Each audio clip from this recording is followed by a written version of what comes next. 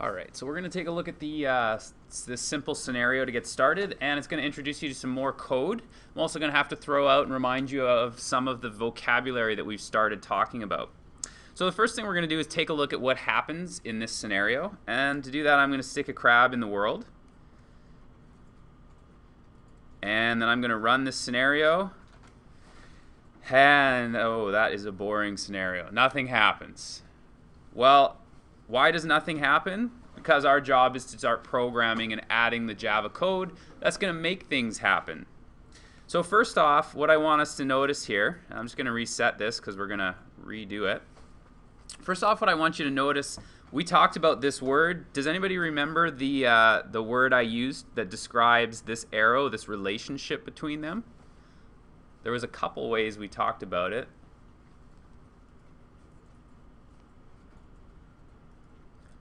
So inheritance is the word that we're looking for here. The crab inherits everything that an animal has. The other word I used is I guess it was a two-word combo, or word and a half, I guess. But the crab is an animal. The animal is an actor. That is the relationship that says the animal inherits everything from an actor. Now, same thing here. There's a crab world. The crab world is a kind of world. So that's inheritance in Java, and the relationship is visual in Greenfoot. So you can see that the crab is an animal, and the animal is an actor. So if you make that logical connection, the crab is also an actor. And the reason that this relationship is important is when you have the inheritance, you get everything in the chain. So for example, a crab, if we look at it,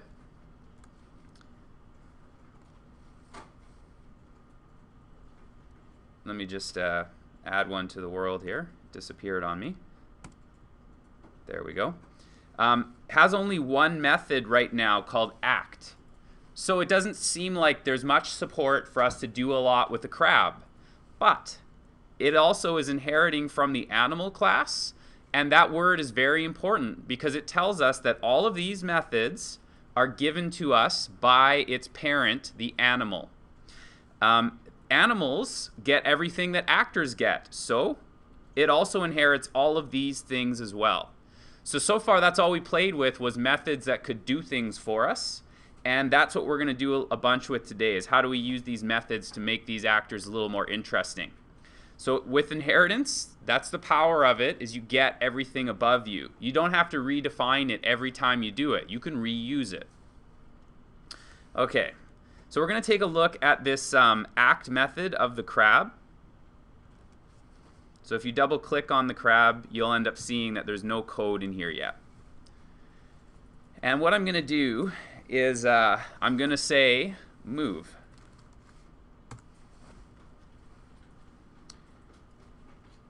So this is something I'll say as we go along, but again, it's important that you understand what happens. If I look at this code right now, there is no move method for a crab. There's nothing in here. There's no code that defines how a crab moves. So when that happens and Java can't find it, it says, okay, let's go and find one of the parents. And if I go to the animal class, this is what Java will do when it starts running your program, is it'll say, what's in here? And it'll go down. There is a move method. So that's the method it's going to use. Even though you didn't write it and Java can't find it, it looks at the next class above, and it did find one, it'll use that. If there were 10 classes above you, Java will keep going until it finds the method it's looking for. And if it doesn't find that method, it'll say, there's an error in your code because I don't know how to do this. You haven't told me. Okay? So we'll go back. So far, that's all it's going to do. Let's just see how that changes its behavior. So we'll compile this, and I will add a crab to the world. And way more interesting, well, it moves like a crab, sideways, right? But now it's still running and nothing's happening. So you better put this on your list of free apps. People won't pay the 99 cents to download it yet. So what we want to do is make this crab move better. So what do you think we should do if we were to brainstorm? What should we do with this crab? It's hit the edge of the world and it's not allowed to go any further. What could we do to fix that? Yeah. Turn it. Yeah. Sure. Let's go see. If we look at this animal and say, is there something I can do here to turn? Oh, look at that. There is a turn method. Again, if we didn't find it in the animal, we could go one higher and see if the actor can turn. And the answer is yes, an actor can also turn. So let's go and add some code to the way that a crab acts. And let's just say turn. Who has a lucky number for me? 7? Oh, creativity with a capital C. Thank you. Everyone knows 7's the luckiest, right? Or depending on where you come from, I think 8 is a lucky number. Is that right? 8's the... No? Okay. I remember when houses were going for crazy amounts of money if they had 8s in them, so... Okay.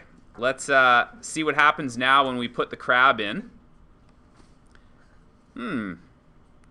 Well, it doesn't hit the wall, but if we think about what's happened, if I just think for a sec, what I'm asking you to do is I'm asking you to move and then turn, move and then turn, move and then turn.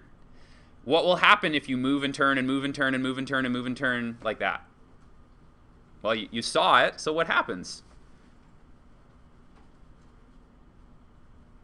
I could do this with one of you. I could say stand in the middle of the class, and I could say take a step forward, now turn. Take another step forward, now turn. Take another step forward, now turn. So what's the end result of this? What's the behavior that the crab is going to do? It goes in circles, just like we saw. So we would like a smarter crab. So let's just hide this, and here's another thing that we're going to talk about today. This is called a comment. So a comment allows us to put English words into Java so that we can leave notes for ourselves. You'll find sometimes when you create a game, you'll say, hey, you know what? This took me, these 10 lines of code took me like an hour to figure out. And man, look at how beautiful and awesome it is. But in a month from now, I'll probably forget. And then I won't know what these 10 lines of code do. And I'll have to think about it for another hour. So what you can do is leave yourself a message. Or if another programmer is looking at your code, you can leave them messages. So the way you do that is a // 2 forward slashes, and it's called an inline comment, meaning it's one single line. It goes into the code right where you type it. So I can make a note like, why don't we, I'll put it up one higher. And I'll go here and say, this makes a circle, which is what I don't want. So how could I fix it? Well, one thing that I could do here instead is I'm not going to say turn 7. What I'm going to try and do is say I only want this crab to turn when it bumps into the wall. It can move any way it likes as long as it doesn't bump into the wall, right?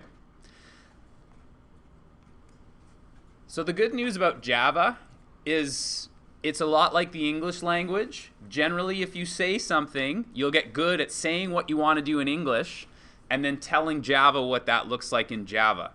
So I'm going to repeat this for you. I would like this crab to turn if it bumps into the wall or the edge of the world. Okay?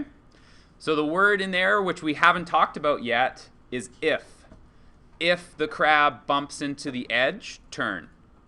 And I'll show you what it would look like.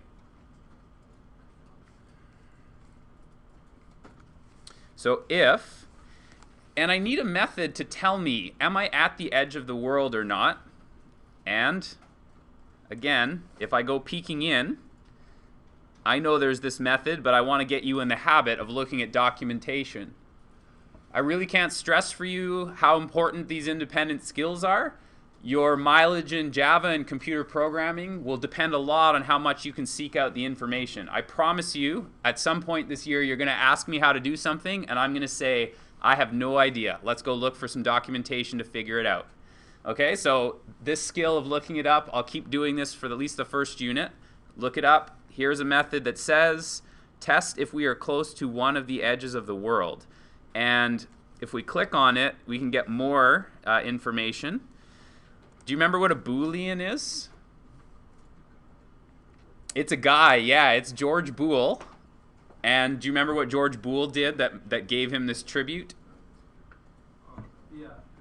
He could return true, false, logical statements. Am I at the edge of the world? True or false? Okay?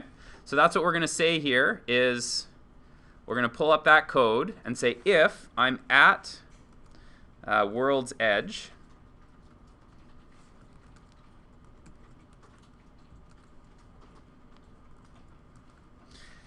and Java has to know, what do you want me to do if this is true? This statement tells Java that you're asking it a question, but now we need a way to say, hey Java, if this is the case, here's what I'd like you to do. And the way you let Java know is you use these curly braces, and Java will now know, if this is true, whatever's in these braces is what I want you to do. These braces will be ignored if that is not the case. So Java you can ask it a question now. If I'm at the edge of the world, please do what's in the braces. Otherwise, forget I even asked. Okay.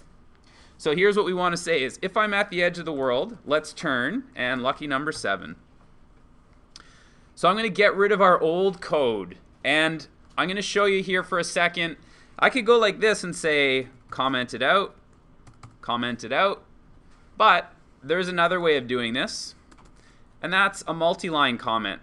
So I'll just use this right now to show you what a multi-line comment looks like. It goes /*, and it ends at the //. So everything which is in between them is now ignored by Java. So if you have a lengthy discussion that you would like to put in, and you'd like to format it or make it look nice, you can use this // comment to do more than one line, a multi-line comment. And again, this is something we'll come back to all throughout the year, but this is where I'm introducing it to you. This is something like perhaps you have your old code and you're trying to improve it. Rather than deleting your old code and losing all of the inspirational ideas you had, you can just comment it out and start fresh. That way when you want to look at your old code, it's still there, but Java doesn't have to go and run it for you. So if I'm at the world's edge, turn. And we still need this crab to move or it won't be very interesting. So let's just see what it looks like now if I run my scenario. And I'm still going to have to put the, oh, sorry. I must have a spelling mistake here. Yes. Should say at world edge, not worlds.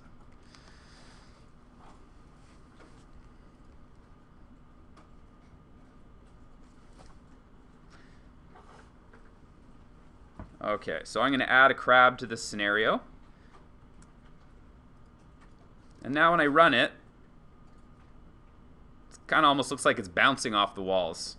But now I have a crab that can at least deal with those edges of the world. So let's talk about a couple of the things that we did here just so we can think a little deeper about it. Do you remember what these are called? What's the vocabulary that we use when we say things like at world edge, turn, move? Yeah, those are called methods. So when we say a method, it's something that we do to an object or a question we can ask. Like, hey, wombat, how many leaves have you eaten? So these methods, generally they start with a lowercase letter. Okay?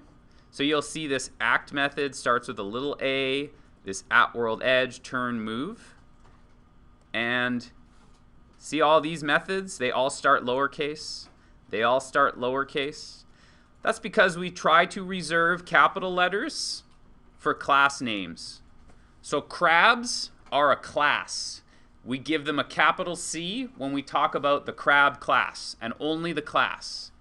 So these conventions that we're going to look through over the year, you're going to pick these up, and they're important to programmers because when we read each other's code, we all want to follow the same, if you will, spelling, punctuation, and grammar rules so that it's easier to understand what we're doing.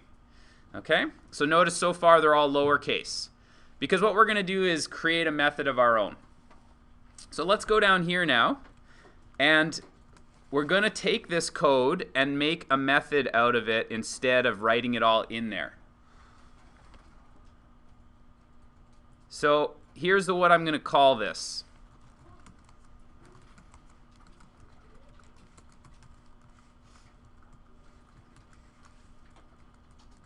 So I'm going to call this the crab walk.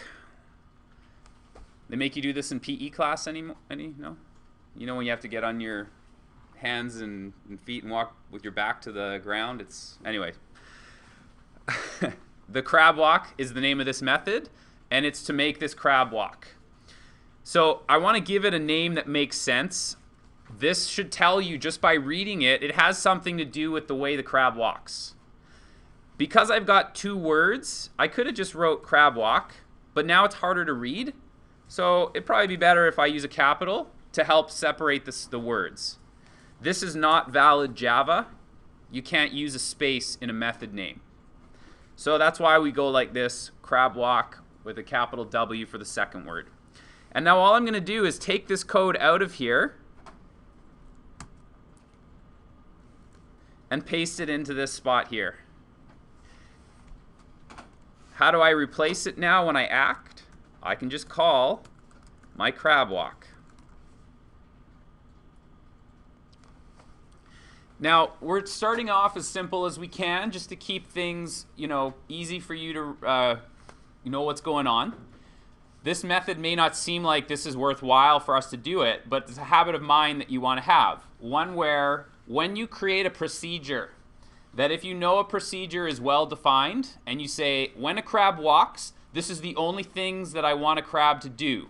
So everything that has to do with the crab walking will happen in here, because that way, if there's a problem with the way a crab walks, there's only one place in my program I need to go find that problem. If you made this crab walk like we did before, and it was all over your code in different places, that would mean you'd have many places to look for problems, and you'd also have a lot of extra code here. There's 6 lines on the screen right now. Is that 5? 1, 2, 3, 4, 5 lines of code. But I've replaced it with a single line here, so it also makes it a little easier to read.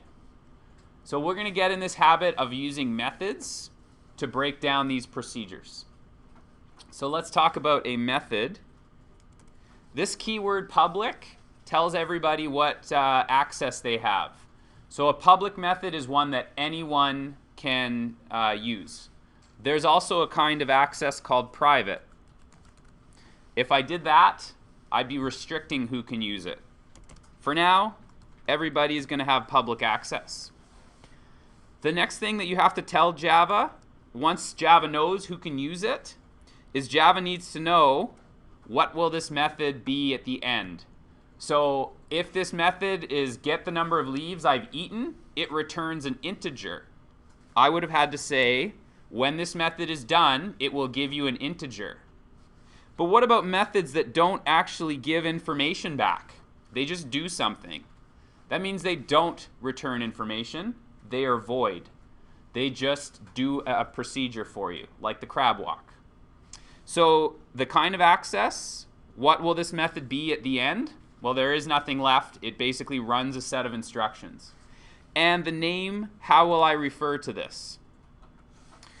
Okay, so this is going to run the exact same program. So what I'm going to try and do with you now is we're going to change the way that this crab moves when we talk about the crab walk. Let's look at this crab. We'll compile it. And I'll tell you what I noticed right away and how we'll change that behavior. Oops, I got to put a crab in the world first. So when I run it, oops. Screen's quite laggy with this recorder, but we'll survive. There we go. I would like my crab to be a bit more realistic. Like, a crab generally doesn't walk that far before it changes its direction. It's also kind of strange to me the way it sort of bounces off the side of the wall. It's almost like this crab has been thrown and it just bounced off of the walls, right? It's not as realistic as I'd like it. Now, if you were to try to predict the behavior of a crab, you might say, oh, Mr. Joyce, you just can't do that. If you go down to the beach and you flip over a rock, you can't tell me the next place the crab's going to go. So we would think of this behavior, I mean, the crab might know, but to us, we'd probably think of it as random. We don't know where the crab is going to go. And that's the thing we're going to add to the crab walk, is if we want this crab to look more realistic, we'd like to add some of that random behavior. So let's go to our method. And again, that's the beauty of breaking it into a method. Anything that has to do with the way a crab walks, all I'm going to do is edit this code to make it behave that way. Okay. So what I was saying is there's some randomness, some amount that this crab is going to change its direction, and I don't know when. So how often do you think a crab changes its direction? What percentage of the time do you think it changes? By the way, this isn't a scientific fact that I'm aware of, but what do you think would be reasonable? 30% of the time? Sure, why not? There is no wrong answer. A lot of times we just have to try it, program it, and adjust it if it doesn't look good to us. So what I'm going to do is I'm going to make this happen 30% of the time. So I'm going to say if, and what I want is a random number. Now, Greenfoot has its own random numbers, and I see some of you have found those. The reason I'm going to use a slightly different format is the Advanced Placement class, which some of you may end up taking, has a different way of getting random numbers. This way you don't have to relearn it. So Java has built-in support for random numbers. It's math.random. How could we find out what math.random does? Any guesses? Hey, thank you. We're getting the hang of it, right? If you need to do math in Java and you say, well, I'm not exactly sure how to do it, then you can ask your favorite all-knowing, it's kind of scary, I guess, what Google knows these days. But if I type in Java math class, it'll tell you all the built-in math that you can do. So for example, how do I do the absolute value? How do I do the arc sign? How do I do the cube root? How do I do? All those methods are in there. And the one that we just talked about was math.random. So we can go down to this one. And it says it returns a value between 0, inclusive, and less than 1. So if I wanted to make a comment for myself, I could go here and say, these are random numbers from 0 to 0.99999 is returned. So you can think of that as 0 to 100%. So what I want to know is when it's less than 0.3, 30% of the time, those numbers are less than 0.3. So now I can make a comment that says crab will act 30% of the time.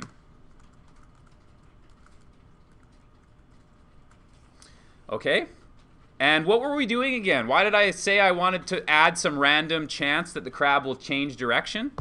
What's the next part I need to do to this crab? Turn, yeah, so that's what I'm going to add in here. And we can even make the amount it turns a random number.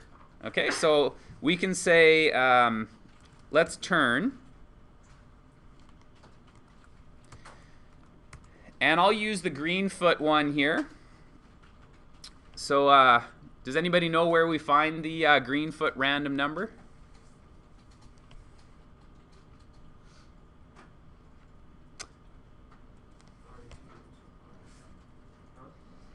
So I'll bring it up for you just so you know where to find it from now on.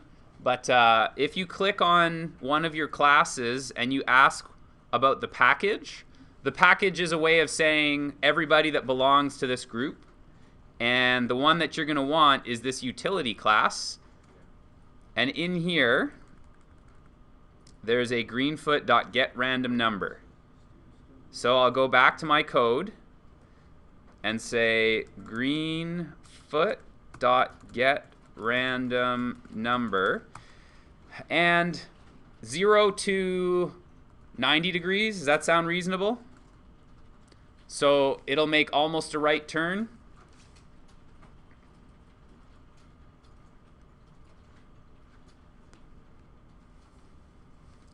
So 30% of the time I'll have this crab change direction.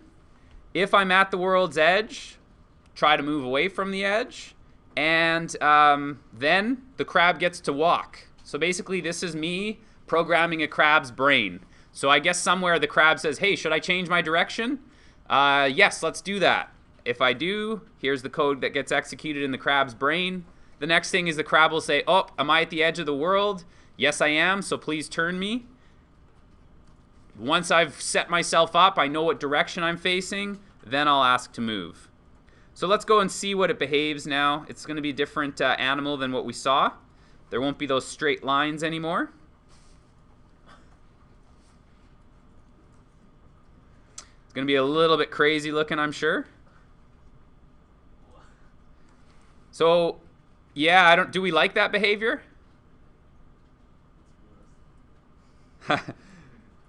Well, how could we make it not turn as often?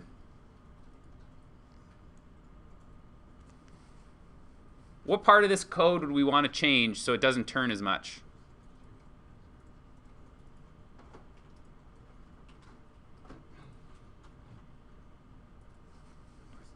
Yeah, that percentage there. 30% is quite a lot, so why don't we try 1% and see if we like it any better. So that means that the crab, about every 100 times, and remember it's random, so it might do it 3 times in a row and then it might not do it for a couple hundred times, but the crab on average will about every 100 times do a move. So let's take a look. Oh, there, he did change. And he did change a little bit. So maybe 1% is still a little bit too big. So I'll make one final tweak. It's not the most important thing that we discuss here, but you know, I'll try 5% and I'll leave that as the way the crab moves, okay?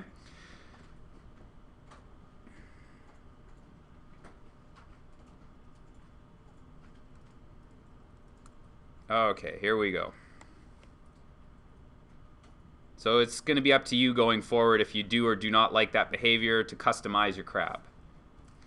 So now let's make this crab interact. And what I want to do is add some new actors to the world.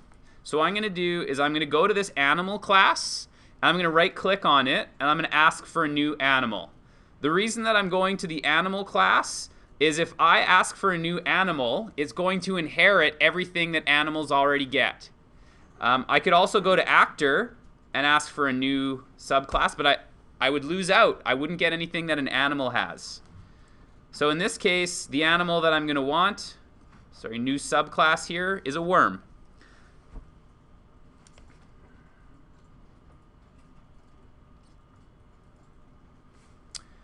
So here I'm going to say worm. And notice that I have a capital W, because again, that was the convention we said we would try to use. And here's the worm that I'm going to use. There are some built-in characters in Greenfoot that are here. You can locate them when you make your own scenarios, but the worm is the one we want to use. So I'll say OK, and Java will go in the background, or Greenfoot will go in the background and do some things for me. And the worm's not really going to do anything for me except just sort of show up. So all I can do is put a worm in the world. So I could put one here, here, here. You know, we can add worms. So what do you think I want the crab to do? Does anybody know where I'm headed? Eat worms, yeah. Well, I don't want to eat the worms, but I want the crab to eat the worms. So let's go into this crab, and we're now adding the way that this crab acts. We're changing parts of the act method. So what I'm going to do with you is I'm going to create a new method that's going to say, look for worms.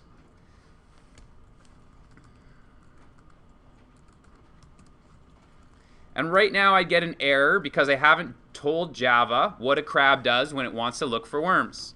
So let's go down here. Now, let's just see, the first word is public. Again, anyone can call this. Any crab, any other programmer can say, crab, look for a worm. When it looks for worms, all it's going to do is try to find one, eat it, or do nothing. So it doesn't actually tell me, success, I ate a worm. It just eats. So we say void. Nothing happens at the end of this. Then I'm going to say it is called look for worms. So Java knows how to find the name of this method. Now in this method, what I'm going to do is say if you can see the worm class, then I would like you to eat the worm class. So one way you can locate objects is by the type of object that they are. Here, I can say to this crab, if you found a worm, you can see the worm. Then please eat that worm. But this will restrict the crab to eating members of the worm class only. It can't eat anything else but the worm class.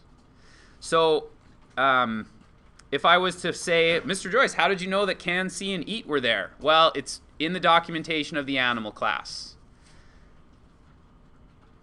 So now, this crab is only going to eat a worm if it finds one. And the can, see method is when an animal is touching that other animal. So this time I'm going to compile it. And I'm going to add a bunch of worms to the world.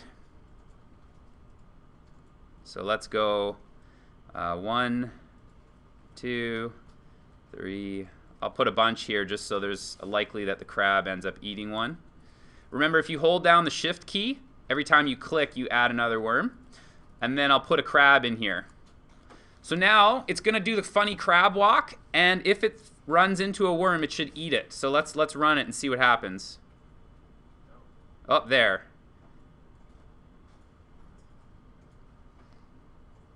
So I guess it not quite, it just sort of skims it, but if it actually runs right over top of it, it's going to eat it.